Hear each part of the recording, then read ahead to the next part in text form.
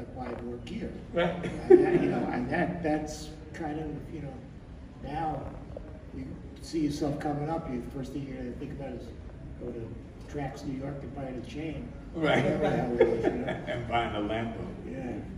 Yeah, Chris, I want to get you in this combo because you did something that was really very important.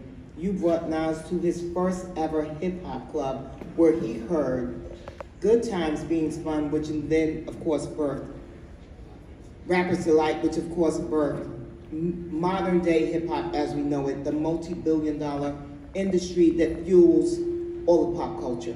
Yeah. So, Well, Good Times was the foundation for all yes, right. early rap. Cornerstone. And little bit love is the drug, But we got Freddie to thank. Freddie brought us to this event. I'm not sure what year, 77 or so. Yeah, like 70, probably 77. 78. Yeah. Maybe, and a police athletic league in the Bronx. In the Bronx. We used to call it PAL. Yeah.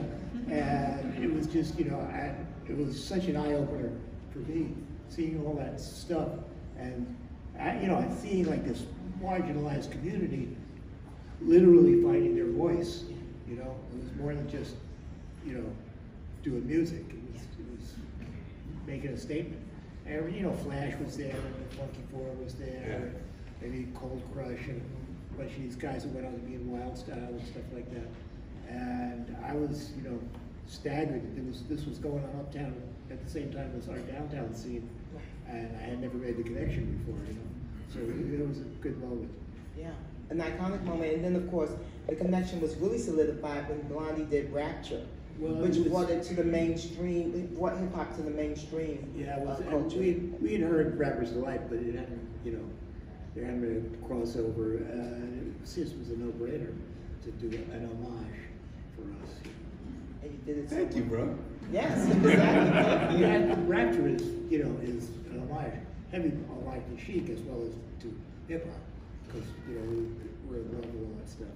Yeah, well, a lot of people don't realize is that hip hop is rock, it's disco, it's gospel, it's R&B, it's all the things. I think that's the reason why it's universal music. And now you said originally you were kind of taken aback when you heard Rapper's Delight, because you were like, wait, what are they doing with my music?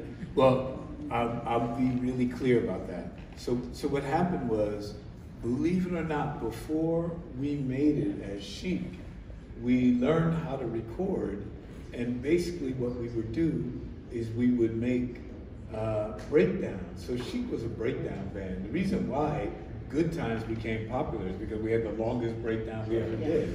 But every record we put out had a breakdown. So what happened was, when I first heard Rapper's Delight, I thought that it was people doing just what we did. So what we would do, let me explain to you what we would do, how we made breakdowns.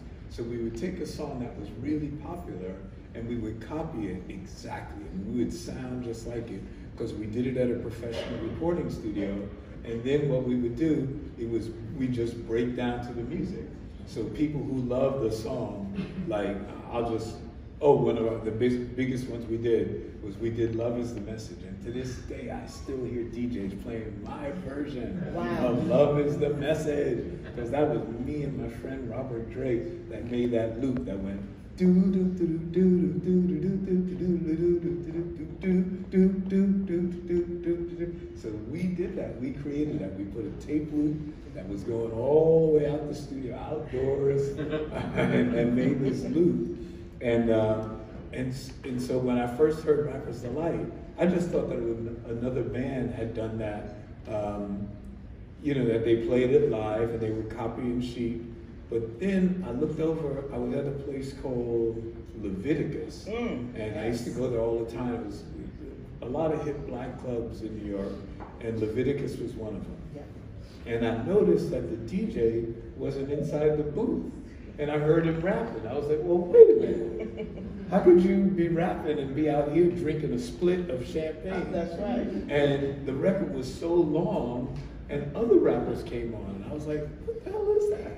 So I said to the dude, I said, what is that? And he said, oh, I bought that up in Harlem today. And I said, let me see the label. And I looked at the label and I didn't see my name on it. Now, I wasn't upset, honestly. I wasn't upset because of the bass line and the reinterpretation. Everybody did that. That was okay.